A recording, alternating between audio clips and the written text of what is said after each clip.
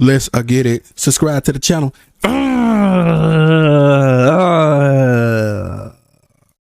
Yeah, sit down. Let me do this. Hello, ladies and gentlemen. I go by the name of GODGOTHAM Game, and welcome back to the channel. The second channel. I tried a good thumbnail. Y'all see the title. And today we got Sunny V 2V.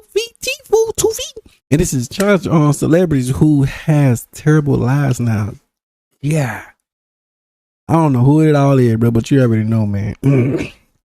How y'all day been? Y'all been doing good? I've been doing so you already know. Link in the description below. Like, comment, subscribe for the do, man. I'm a slogan. I am the greatest. I am the worst. I am. Let me start. Get the video. This video will cover 6 child stars who had a terrible life after fame, and we're going to begin by talking about Jake Lloyd, who played Anakin Skywalker in Star Wars: The Phantom Menace. I mean, I don't watch Star Wars or whatever, so you know, they go. Jake was chosen to play Anakin from 3,000 potential candidates and would perform so well in the billion-dollar movie that he won the best performance in a feature film for an actor under the age of 10. While this might have implied that Jake had a promising film career ahead of him, he'd appear in only one more movie after Star Wars before announcing his acting retirement at the age of 12, explaining that he was bullied heavily as a result of the role. My entire school life was really a living hell, and I had to do up to 60 interviews a day. Other children were really mean to me. They would make the sound of the lightsaber every time they saw me, with this kind of harassment even continuing Dang, that's crazy. into Jake's high school and college experience. You know how they can be in high school. They're so charming and intelligent. College has been similar. They wouldn't let it go. In other interviews, Jake had been warned about the common path taken by child celebrities. Child stars have had a bit of a reputation that they turn to, you know, a life of drugs, so may the force be with you. Oh, well, thank you. Yet this advice seemed to have no impact, as his life began to go downhill beginning in 2015. Jake Lloyd has schizophrenia, stopped taking his medication, and attacked his mother. Indianapolis police were called to the home of Lloyd's mother, Lisa. She said the 26-year-old showed up and yelled at her, saying she ruined his life. Lloyd allegedly knocked her down when she wouldn't let him in the house and stomped her 3 or 4 times, causing bruises and abrasions. He was gone by the time the police showed up, and she didn't press charges. Only 3 months later, Jake Lloyd found himself in a high-speed police chase, after which he'd be arrested for reckless driving, driving without a license, and resisting arrest, resulting in 10 months jail time in a psychiatric facility. 2 years after this, Jake's 26-year-old sister Madison died unexpectedly in her sleep, prompting the mother to release a statement regarding Jake's well-being. Jake has been diagnosed with paranoid schizophrenia, but unfortunately he also has a symptom called anosognosia, which causes a lack of insight into his illness. This only adds to the struggle he faces, which has been very difficult after the tragic loss of his younger sister Madison. He has moved closer to his family, and we are all working hard to help him with this. He is still a kind and caring person, and we hope to have him back to his fun and entertaining self as soon as possible. Jake will continue to make progress with the love and support you continue to show, which is promising when compared to the life of Edward Furlong. God, boy. After playing John Connor in The Terminator 2, Furlong began to mess with drugs, stating, "Hollywood F." Well, people need to stay off that drug stuff, man. I say y'all don't do drugs, man. Drink some good old healthy water. Work out. That's it, bro. Like what I do, bro. I work out. I don't do none of that stuff. None of that drinking. No. Positive energy this way, bro.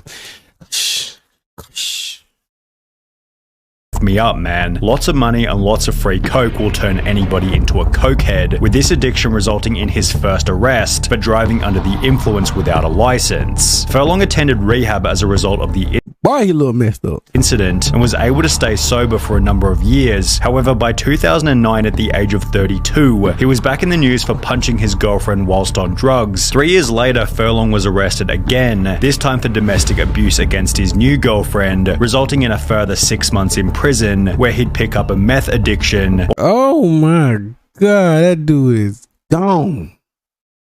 Although this story actually has somewhat of a happy ending. In July 2022, okay, I see, like, you trying to turn your life around, okay.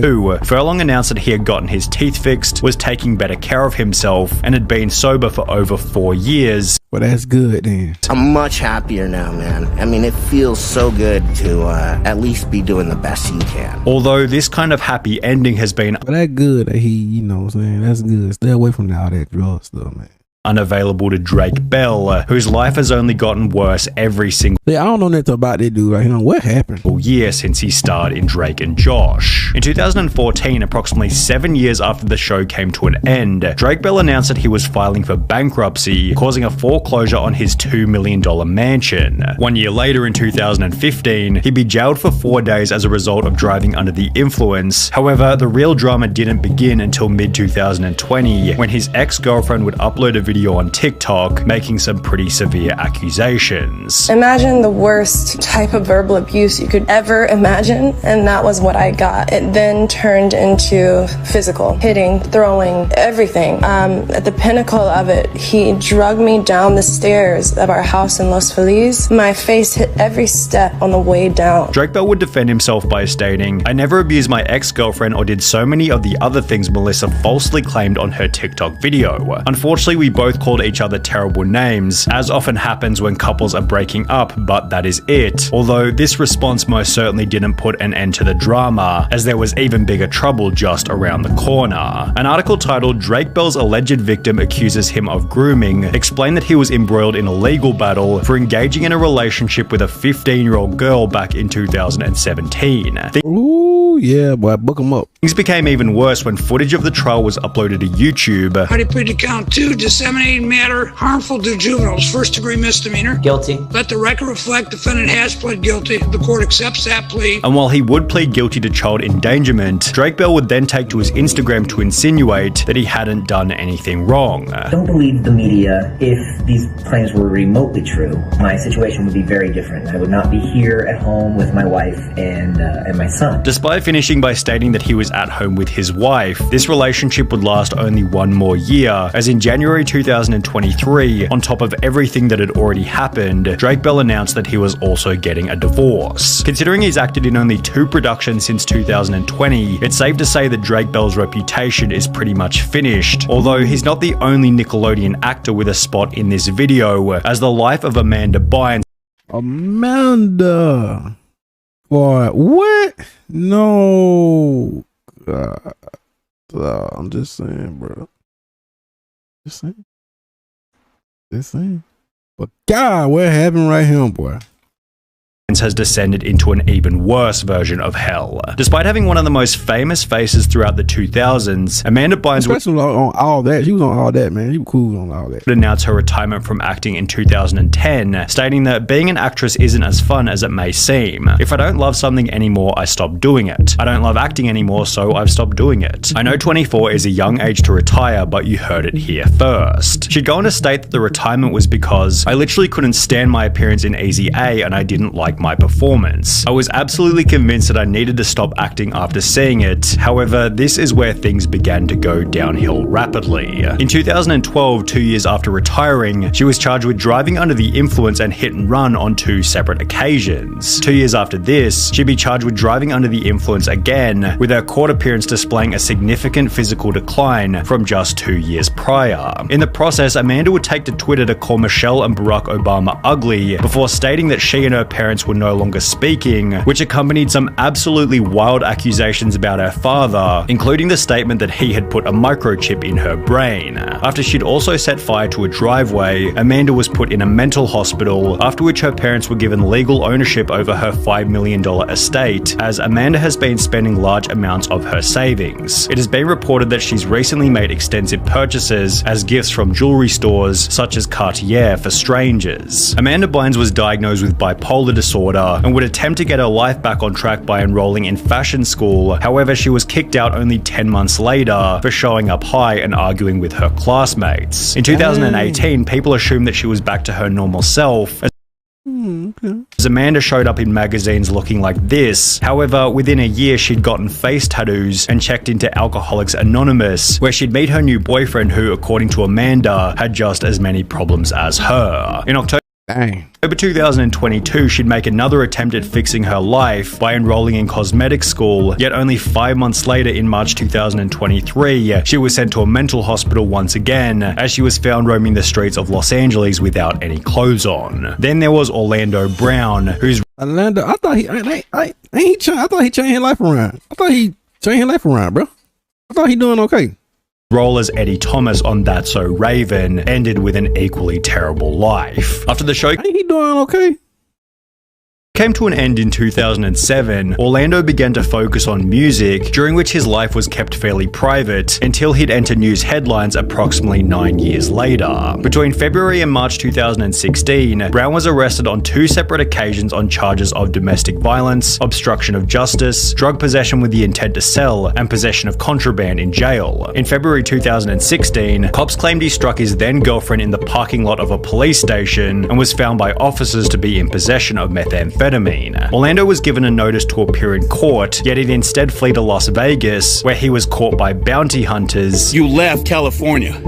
It's a felony when you flee. I didn't flee. What are you doing here then, brother? You got a warrant for your arrest. After which things only became worse. A video But yeah, I'm like, ain't that right? This part I had saw. I think it was, oh man, I think he changed his life around though. I'm saying. was released of Orlando being kicked out of a friend's house after What year they was? They was like, what was it last year or something? I believe he changed though. lasting only a week in rehab, which is followed by his appearance on the Dr. Phil show, during which he'd state that he'd been sober for 4 years, despite clearly being under the influence on the show. I'm 4 years sober for a reason.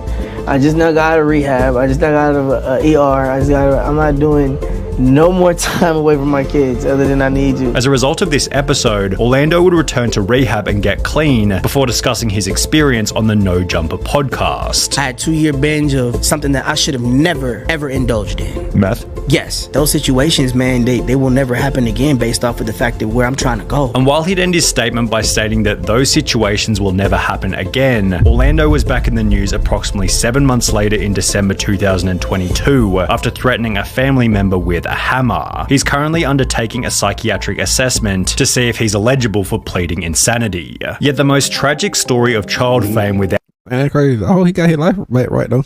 without a doubt comes from Judy Garland, who played Dorothy Gale in The Wizard of Oz at the age of 16.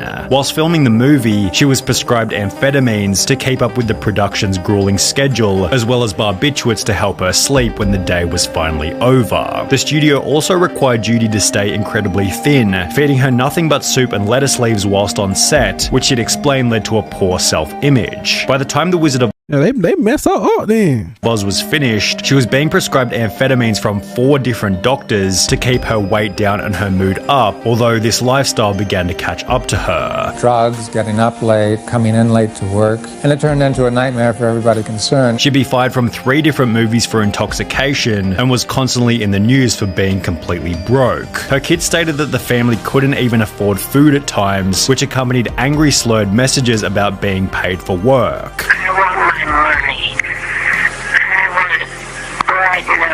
These weren't delusions. She was broke when she recorded this, and not movie star down to my last Rolls Royce broke, homeless broke.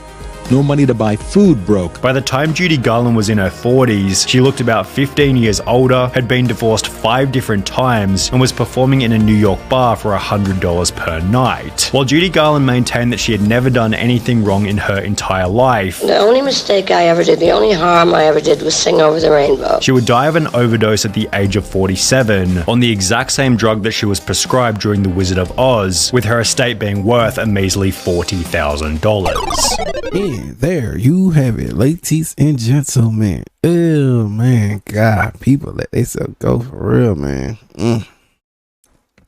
They off that drug, but you already know. Leak about that switch low. Like, come and scrub for do.